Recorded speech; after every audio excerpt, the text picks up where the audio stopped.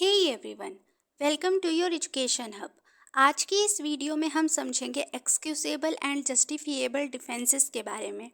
ये general exception के ऊपर आने वाली सीरीज़ वीडियो का दूसरा पार्ट है। तो अगर आपने इसके पहले पार्ट को नहीं देखा है तो आप उसे भी ज़रूर देखें, लिंक आपको डिस्क्रिप्शन बॉक्स में मिल जाएगी। तो एक्सक्यूजेबल और जस्टिफिएबल डिफेंसेस जनरल एक्सेप्शंस को दो ब्रॉड कैटेगरीज में बांटती हैं। यानी कि जनरल एक्सेप्शन में जो सेक्शंस आते हैं 76 से 106 तक, एक्सक्यूजेबल और जस्टिफिएबल उन सभी सेक्शंस को दो ब्रॉड कैटेगरीज में बांटती है।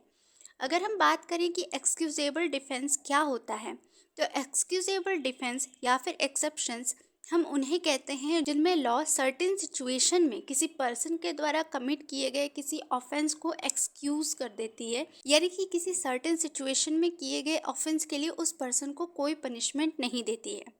एक्सक्यूजेबल डिफेंस के पीछे का रीज़न है रिक्विजिट मेंस रिया का एब्सेंट होना।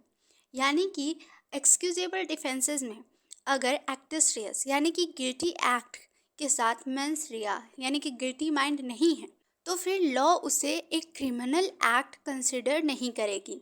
और इसके साथ ही एक्सक्यूजेबल डिफेंसेस में हमारा फोकस एक्टर पे होता है, न कि एक्ट पे। इसका मतलब है कि हम फोकस उस पर्सन पे करते हैं जिसने ऑफेंस कमिट किया है, रादर देन उस पर्सन ने क्या ऑफेंस कमिट किया है। एक्सक्यूजेबल डिफेंसेस के अगर हम एग्जांपल्स की बात करें तो ये है एक्ट्स ऑफ इन्फेंट्स यानी कि बच्चों के द्वारा किए गए ऑफेंस, इंसेन पर्सन के द्वारा किए गए ऑफेंस, इंटॉक्सिकेटेड पर्सन ने अगर कोई ऑफेंस कर दिया है, कोई ऑफेंस जो मिस्टेक ऑफ फैक्ट के कारण हुआ है या फिर बाय एक्सीडेंट हो गया है। अगर हम इसमें ये बात समझे कि इसमें हम एक्टर पे फोकस करते हैं एक्ट की जगह, तो हमने अभी समझा कि एक्सक्यूजेबल डिफेंसेस में रिक्विजिट मेंस रिया के एब्सेंस के कारण ही किसी भी पर्सन को उसके क्रिमिनल लाइबिलिटी से एग्जम्पशन मिलती है। तो इसमें हम एक्टर पे इसलिए फोकस करते हैं क्योंकि अगर किसी बच्चे ने कोई ऑफेंस कमिट कर दिया है, तो क्योंकि उसके अंदर अभी इतनी कैपेबिलिटी ही नहीं है कि वो मेंस रिया फॉर्म कर सके, वो गिल्टी माइंड फॉर्म कर सके। इसलिए यहाँ पर हम इस बात पे फोकस नहीं करेंगे कि उस बच्चे ने आखिर ऑफेंस क्या किया है, बल्कि हम उस बच्चे के ऊपर फोकस करेंगे कि वो बच्चा किसी भी तरह के ऑफेंस को कमिट करने के लिए अभी कैपेबल है ही नहीं। वहीं हम जस्टिफिएबल डिफेंसेस के बारे में बात करें तो जस्टिफिएबल डिफेंसेस में हो सकता है कि किसी पर्सन ने रिक्विजिट एक्टिस रियस और रिक्विजिट मेंस रिया के साथ कोई ऑफेंस कमिट कर दिया है, लेकिन फिर भी उसे उसके उस ऑफेंस की क्रिमिनल लाइबिलिटी से एग्जम्पशन मिलेगी क्योंकि उसका वो एक्ट जस्टिफाइड बाय लॉ है। यानी कि लॉ ने उसके उस एक्ट को जस्टिफाई कर दिया है। इसके पीछे का रीज़न ये है कि उसका वो एक्ट प्रेज़वर्दी होगा। यानी कि उसने वो जो भी एक्ट किया है वो किसी न किसी ऐसे रीज़न के कारण किया है जो कि लॉ की नज़र में प्रेज़वर्दी होगा। और इस तरह के ऑफेंसेस में हमारा जो फोकस है वो एक्ट पर होता है, न कि एक्टर पर। यानी कि अगर अगर किसी ऑफेंस को हमें जस्टिफिएबल डिफेंस के अंडर में डिफेंड करना है, तो हमारा फोकस उसने जो ऑफेंस किया है उस पर होगा, न कि उस पर्सन पर जिसने उस ऑफेंस को कमिट किया है। इसके एग्जाम्पल्स में आते हैं, अगर किसी ने कोई ऐसा एक्ट किया है जो कि लॉ की नज़र में जस्टिफाइड है, या फिर किसी ने कोई एक्ट कोई जुडिशियल एक्ट परफॉर्म करने के लिए किया है, या फिर नेसेसिटी या फिर किसी के थ्रेट के कारण किया है, या फिर किसी पर्सन ने जो ऑफेंस कमिट किया है उस ऑफेंस को उसने जिस पर्सन के अगेंस्ट में कमिट किया है उससे उसने कंसेंट ले ली हो, या फिर ऐसा कोई एक्ट जो बहुत माइनर इंजरी देती हो जो कि हम शायद जिसे डेली लाइफ में कंसिडर भी ना करते हो, या फिर अगर कोई एक्ट हमने प्राइवेट डिफेंस में कमिट कर या फिर कोई ऑफेंस हमने प्राइवेट डिफेंस में कमिट किया हो। अगर हम इसके एग्जाम्पल की बात करें तो हम मान लेते हैं कि एक्स के ऊपर वाई ने अटैक किया और एक्स ने अपने आप को बचाने के लिए वाई का मर्डर कर दिया। अब यहाँ पे ऐसा हो सकता है कि एक्स और वाई के बीच में पहले से ही कुछ दुश्मनी हो, और एक्स के ने जो एक्टस रियस यानी कि जो वाई का मर्डर कमिट किया है उसके साथ उसके अंदर मेंस रिया भी हो, यानी कि वो सच में हो सकता है वाई का मर्डर कमिट करना चाहता हो, लेकिन क्योंकि उसने इस ऑफेंस को अपने आप को बचाने के लिए कमिट किया है, तो यानी कि एक्स का ये ऑफेंस प्राइवेट डिफेंस के अंदर फॉल होगा और उसे उसके इस ऑफेंस के लिए कोई भी पनिशमेंट नहीं होगी। अगर हम ये समझें कि एक्सक्यूजेबल और जस्टिफिएबल डिफेंसेस के बीच के अंतर को समझने की आखिर हमें क्या ज़रूरत है, तो हमने अभी देखा कि एक्सक्यूजेबल डिफेंसेस में हमारा फोकस होता है एक्टर पर, वहीं जस्टिफिएबल डिफेंसेस में हमारा फोकस होता है एक्ट पे। लेकिन अगर हम एक्सक्यूजेबल और जस्टिफिएबल डिफेंसेस के बीच का मतलब न समझें और इन दोनों को कंफ्यूज करते हुए एक्सक्यूजेबल डिफेंसेस में अपना फोकस एक्टर की जगह एक्ट पे रखें और जस्टिफिएबल में अपना फोकस एक्ट की जगह एक्टर पे कर दें, तो यहाँ पर दोनों ही पर्सन को पनिशमेंट हो जाएगी।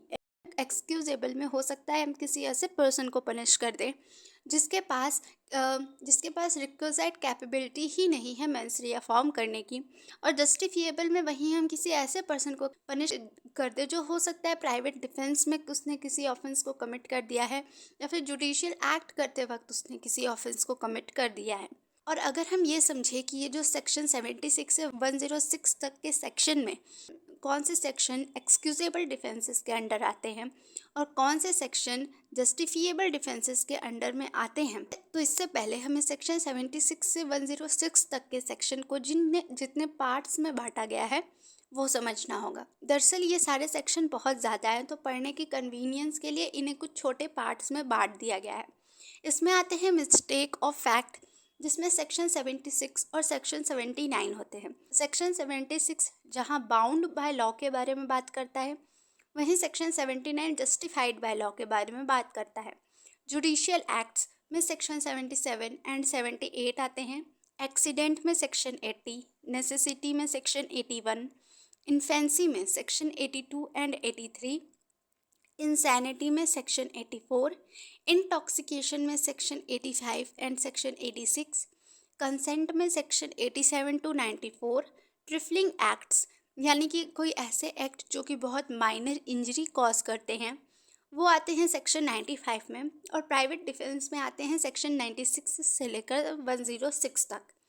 वही सेक्शन 81 से 86 और सेक्शन 92 से 94 को हम ऐसे सेक्शन भी बोल सकते हैं जिनमें क्रिमिनल इंटेंट की एब्सेंस है। तो वहीं अगर हम ये बात करें कि ये सभी सेक्शन एक्सक्यूजेबल और जस्टिफिएबल डिफेंसेस में कैसे बटे हुए हैं, तो मिस्टेक ऑफ फैक्ट में सेक्शन 76 जो कि बाउंड बाय लॉ की बात करता है वो एक्सक्यूजेबल होगा। एक्सीडेंट सेक्शन 80, इन्फेंसी यानी कि सेक्शन 82 एंड 83, इंसैनिटी यानी कि सेक्शन 84,